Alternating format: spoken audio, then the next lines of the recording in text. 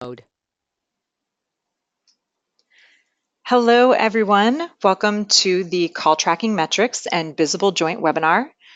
Before we get started today and introduce our presenters, I just would like to go over a couple of housekeeping items.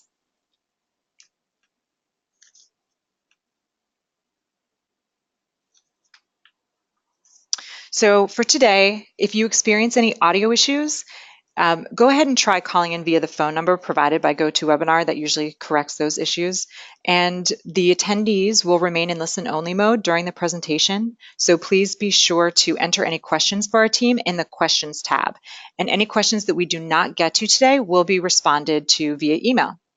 We've also included a few resources which can be downloaded from the GoToWebinar handouts panel today. And with that, we can go ahead and introduce our presenters. So today we have with us Todd Fisher, who is founder and CEO of Call Tracking Metrics. Todd, thanks for being here. Hey, thank you. We've also got Dave Rigotti, who's the Vice President of Marketing at Bizible, and he joins us today from Seattle. Dave, thanks for being here. Hi, everyone. Excited to be here, and thanks to you for joining as well. And I'd also like to thank Ardo for joining us today. He is the Senior Manager of Marketing Technology at Hornblower Cruises and Events. Ardo is a mutual customer of Call Tracking Metrics and Bizible, and he's using the platforms to power his marketing efforts. So welcome. Thanks, Ardo, for being here. Thank you. Thanks for having me. So the goal for today's webinar is to explore the benefits of using call tracking metrics with Bizible to help gain actionable insights into your marketing campaign performance, and then also to uncover ways to leverage these insights to be able to predict ROI trends and really hit those revenue targets.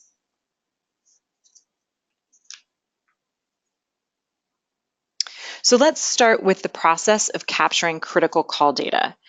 Typically speaking, tracking online campaigns kind of works like this. So when the user clicks an online ad, they're taken to the company's landing page. On this page, there's a tracking phone number that ties back to the campaign, the ad, the keyword, and visitor session. So depending on how granular you want to get with your reporting, the more phone numbers you might need to support this. And so we're going to kind of talk about 3 levels of call attribution. If you're tracking at the campaign level, you'll only need a few phone numbers, but this really won't tell you much about user behavior, right? So by layering these insights, you will be able to capture valuable user data, and then you'll be able to intelligently invest in the campaigns that are performing the best. So you can sort of think about this like channel level tracking, if you will. The next one, keyword level. So if you want to track at the keyword level, you are definitely going to need a high volume of numbers, one for every keyword so that you can accurately monitor and optimize at this level. So that's really tricky. In this third model, it's kind of the hybrid, the session level. You not only have that keyword data, but you'll also have single visitor visibility. So for example, if you have a recurring visitor, you can track their behavior on your website and access that information as soon as the call comes in. And this is especially beneficial when it's used in conjunction with Google AdWords and Analytics, as well as other third-party systems like Bizible. So to achieve success with call attribution, we recommend using session level tracking to yield the best results. This information is obviously the most ideal for sending into Bizible to optimize campaign performance. So this is going to be the model that we talk about and explore today. So I'd like to turn it over to Todd for a minute so that he can take us through what this granular session level data looks like inside of call tracking metrics. So Todd, can you talk to us a little bit more about that? Absolutely. So what we have here is an example of an actual phone call or web form that's been captured in call tracking metrics. So some of the basic information you get on an incoming caller would be their name, their phone number, the campaign level data, but we also get to see a glimpse at the keyword that they entered into Google that you bid on. We get to know what landing page they landed on initially and where they came from. We get some high-level demographic data about them, and then we can also get some deep-level demographic data, such as the type of phone they're calling in on, their household income, are they married, do they have kids, their age, type of occupation, and potentially some social data about them as well. When we get into the more granular session data, the visitor session data information, here, this is where you can actually start to see what pages they visited on your website up to the point of the call, and then even after the call. So this information is laid out here in sort of a time-based scenario. They visited page 1, then 2. You get to see some advertising information about their first touch or even last touch, some additional location information. So generally this helps you get a better picture of who it is that's contacting you and why they're contacting you. And I guess being able to collect all this detailed information will really help complete that prospect profile and the customer journey on the Bizible side as well, right? Absolutely.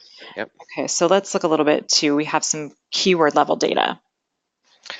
Yeah, so in this view, one of the things we could do is, as we're getting all the extra session data, we can get the keyword information through Google Analytics, AdWords, UTM tags, and then we can distill that into aggregated reports that give you a better picture of which keywords are driving the highest percentage of calls. So Ardo, at this point, as a current user of call tracking metrics, would you say that this level of granularity in your call data is critical to your business? Yeah, for sure. We track a mixture of all, depending on the channel. For paid search, we get pretty granular in terms of tracking on the keyword level. But for other marketing channels like print ads, we focus a little more high level on just the publications. Sure. So which insights do you find most valuable, and how do you use them to optimize your marketing campaign performance? Yeah, well, my department's very much focused on influencing revenue. So what we look for is insights that show us high quality rather than volume.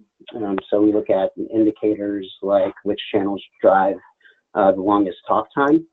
We have a high value product, so it kind of shows us that a prospect is truly engaged with a salesperson. And so from that data, we can shift budgets to specific channels or even launch new campaigns with similar goals. Got it. Thank you.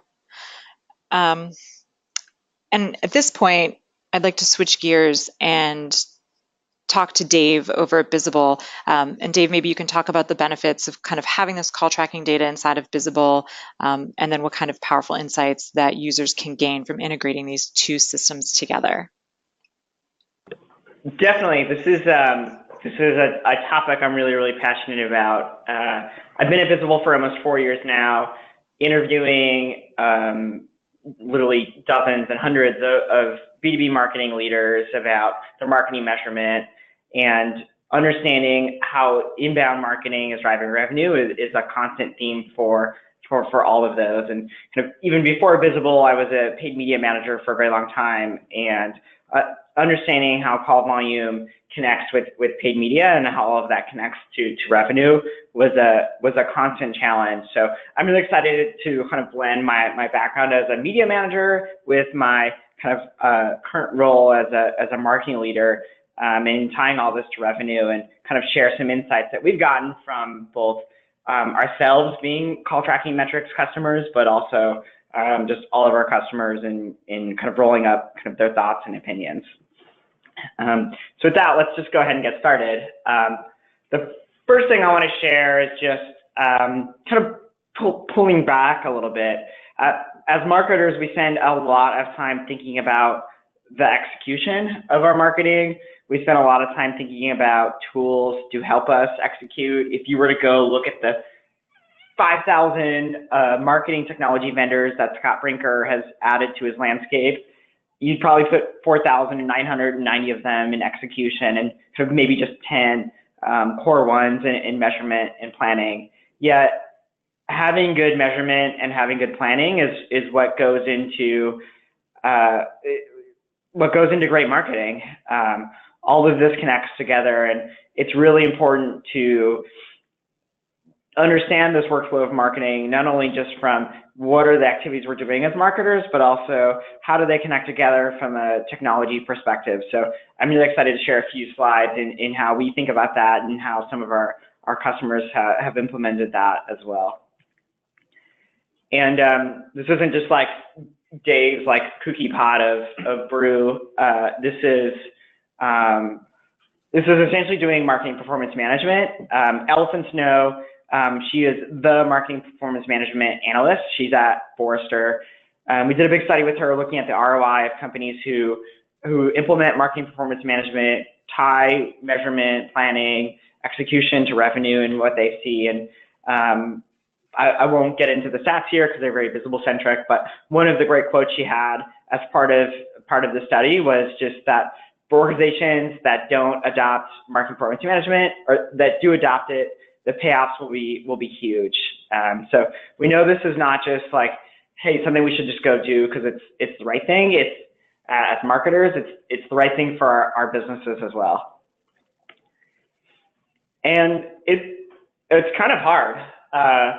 When we think about the buyer journey, it's really complex, spanning multiple channels, spanning multiple people, and in some B2B instances, spanning like literally years of marketing touches.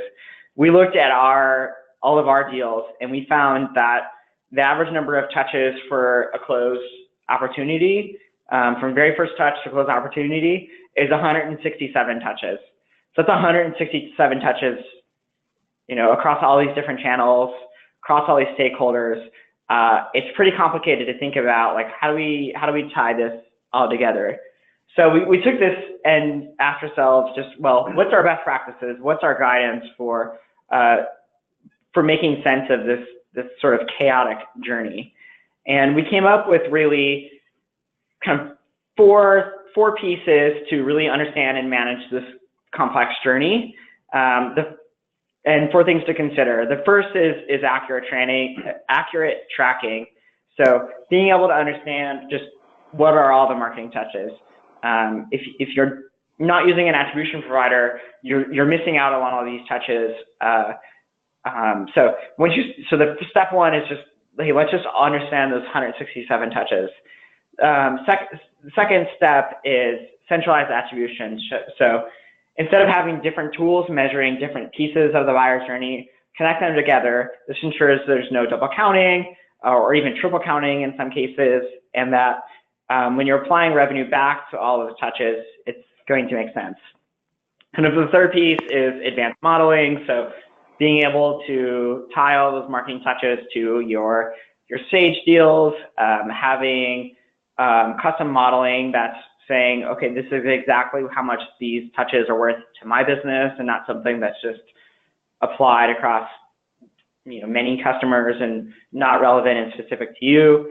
And then the last piece, so those are all measurement. The last piece, which is what I was talking a little bit about before, is all of that great measurement goes into great planning. So take this data that's all looking backwards and use it to look forward, and make it work for your business kind of a lot more in the future.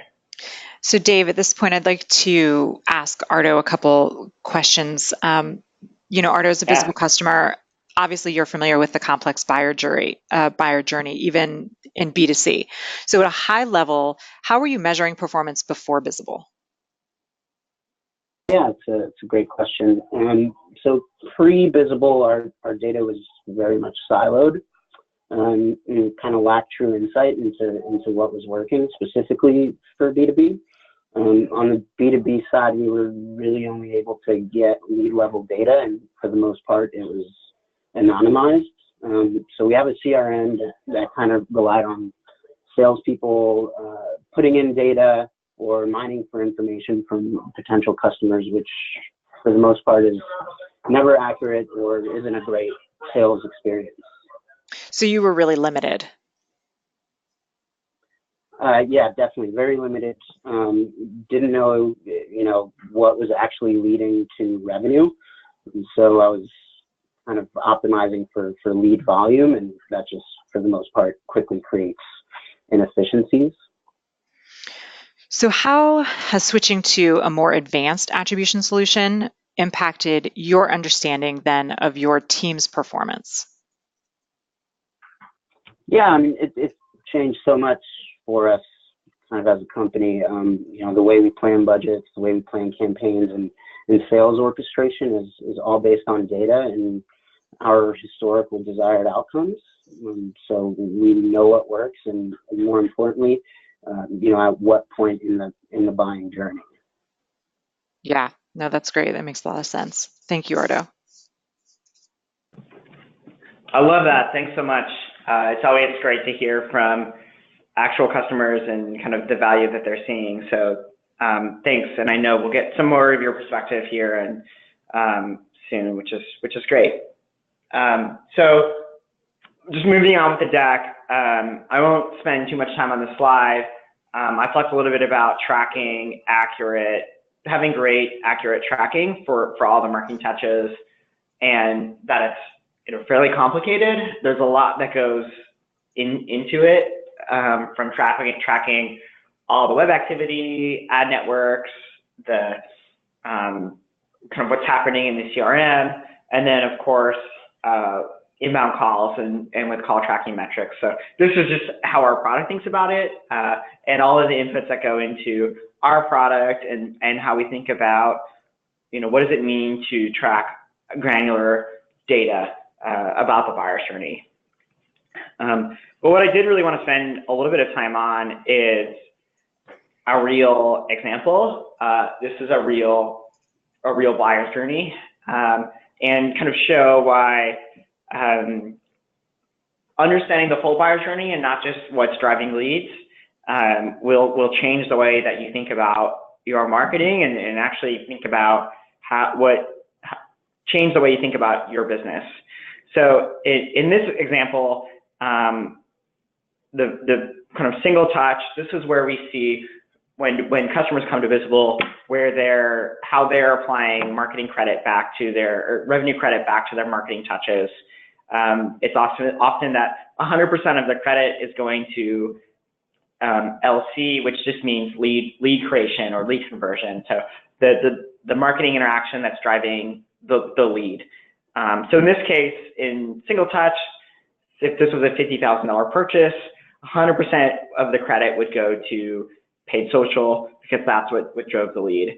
And then when customers move to a full funnel model, a multi-touch model, tracking everything from the very first touch all the way down to closed won, you start to realize there was a lot of other touches that contributed to this deal, and very, very important touches that needed to happen in order for the deal to happen. So they should get some credit. So in this example, there was an outbound email, and then that person called back, went to the website, called back via call tracking metrics, and requested that demo. So in the custom model case, that would get considerable amount of credit, and then the final touch here was closing the deal via a call as well that came inbound. So these are all touches that if you weren't using call tracking metrics, if you weren't using Bizible, wouldn't get credit, but are kind of really important to diagnosing the buyer journey and really understanding what are the levers for driving revenue at our company and what can we go do to optimize those, and not ignoring kind of really important touches that happen after the lead creation. Yeah, I think that's a really great point, Dave. And Ardo, has this also been your experience moving to multi-touch? Yeah, very much so. And are there any particular channels for you that got a lot more attribution credit after switching that was like a noticeable difference for your company? Yeah, just for example, we noticed a 23% increase in revenue attributed to paid search when looking beyond that lead creation touch point. So, depending on the campaign, most non-branded keywords will be the first exposure or touch point for potential clients. So that usually gets lost in attribution, whether you're looking at Google Analytics or another analytics vendor. And so in the kind of reverse instance, when analyzing our paid social efforts, we saw a 25% decrease in revenue attribution when evaluating that channel past the first touch point. And it kind of makes sense. We utilize that channel for high volume branding. Mm-hmm. And so that kind of explains that dip in attribution when looking at its effects past the initial exposure. Yeah, I think it's just as important to identify those channels that aren't performing, right, as well as the ones that are. Totally. Or just setting, understanding how to set expectations for specific channels or campaigns and how you use them and how you set goals for how you want to use them.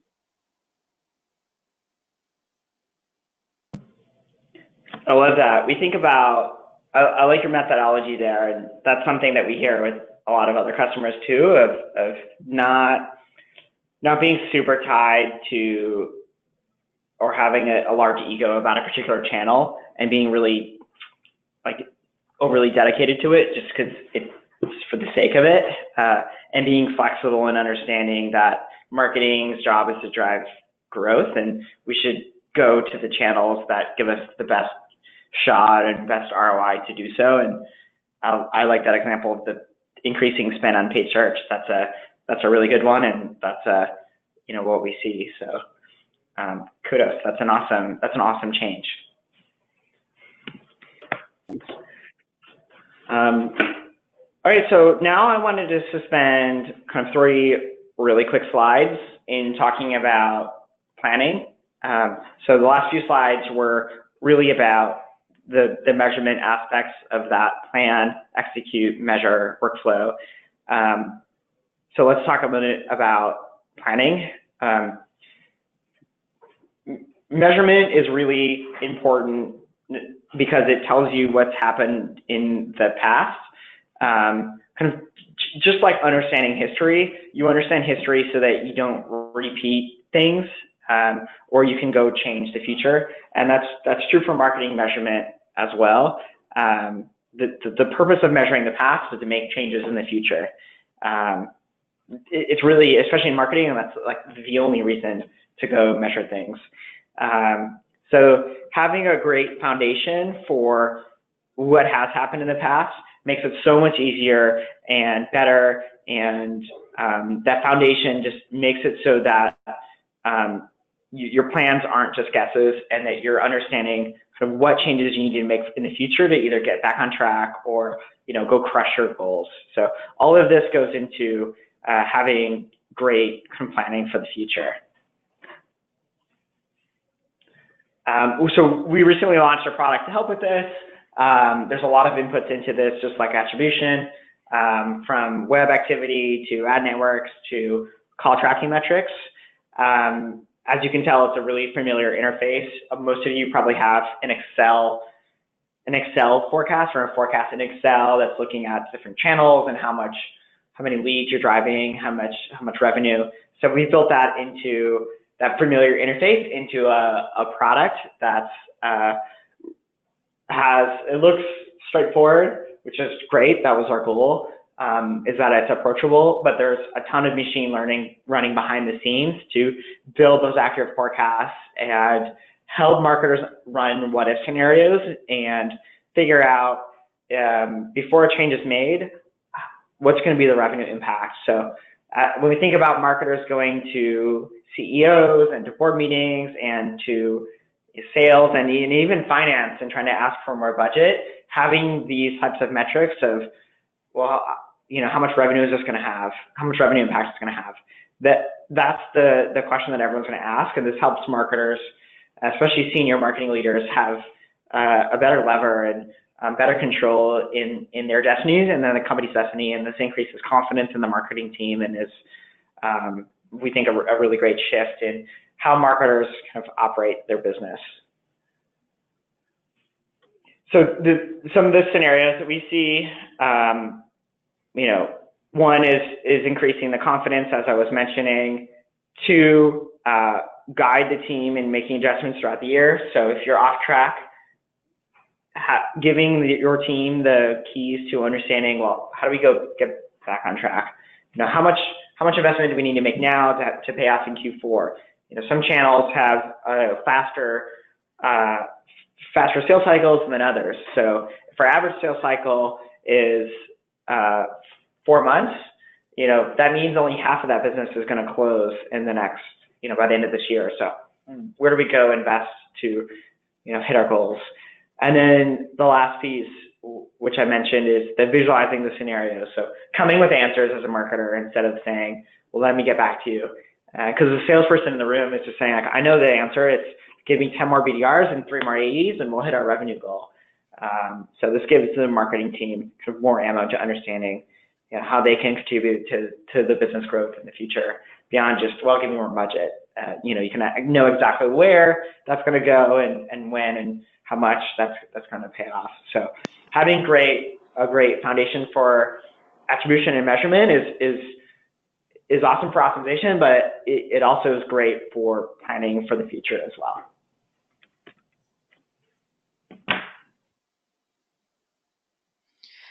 So I think at this point, it's a good time for us to try to get some of these questions answered from the questions panel. So thank you for everybody who wrote in some questions for our team. I'm going to read through a couple of these and let's see, which plan do I need to be on to integrate call tracking metrics with Bizible?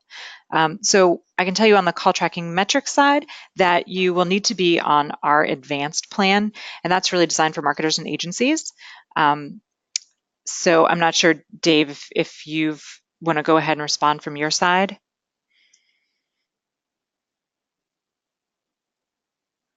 Yeah, my advice is always to reach out and let's chat, because we have it in a specific tier, but there's always options to add on features like call tracking metrics, integration into any plan. So we'll figure out a way that makes the most sense for you.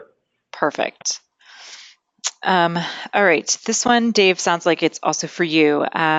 What data do you need in order to use the revenue planner?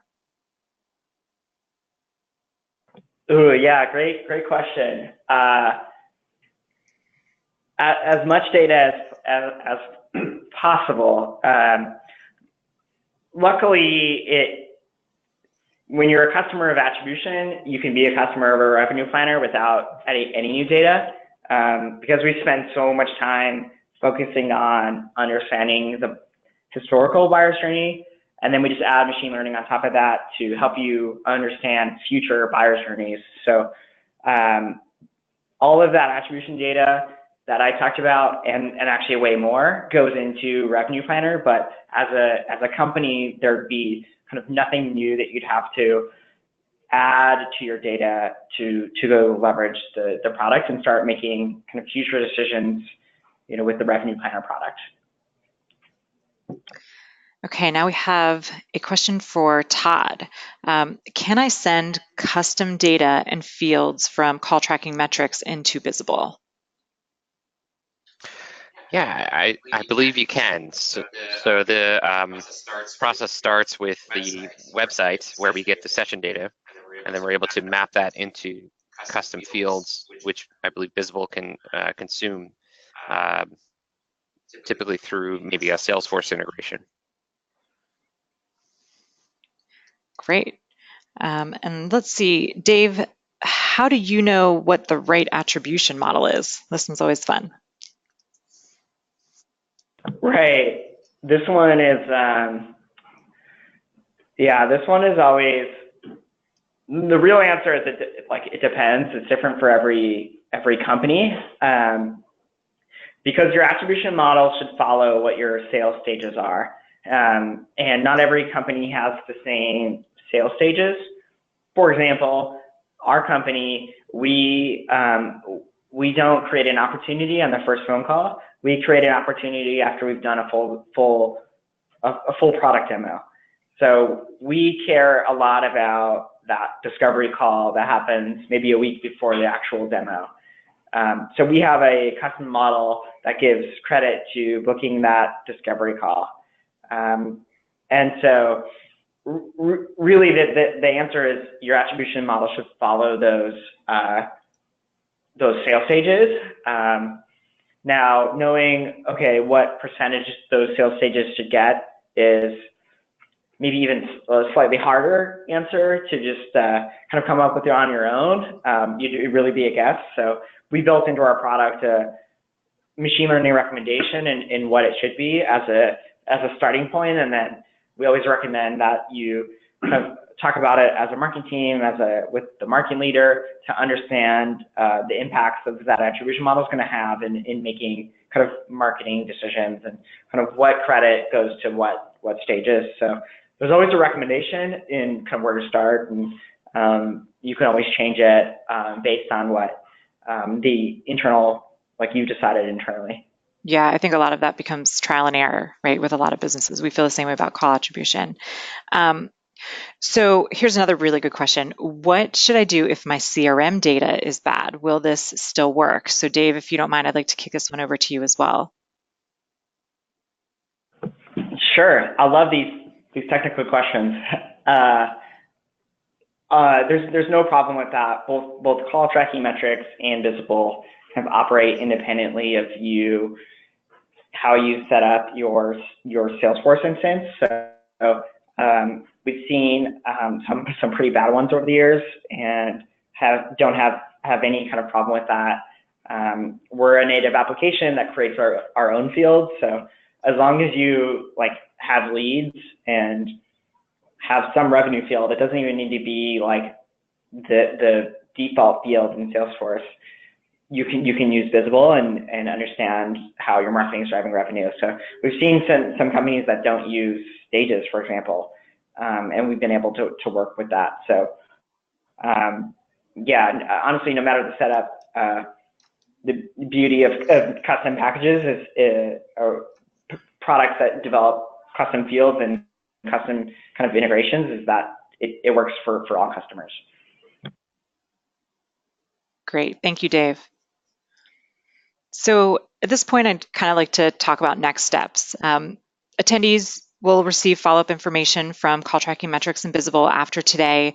We will definitely respond to any of those unanswered questions via email, but if you need to reach out to any of us in the meantime, please feel free to do so. And again, I'd just like to give a big thank you to Ardo from Hornblower for joining us today. Really appreciate it. And Ardo, if I could just have you leave us with kind of one primary reason or one main reason that you decided to leverage this integration between Call Tracking Metrics and Bizible, what would that be?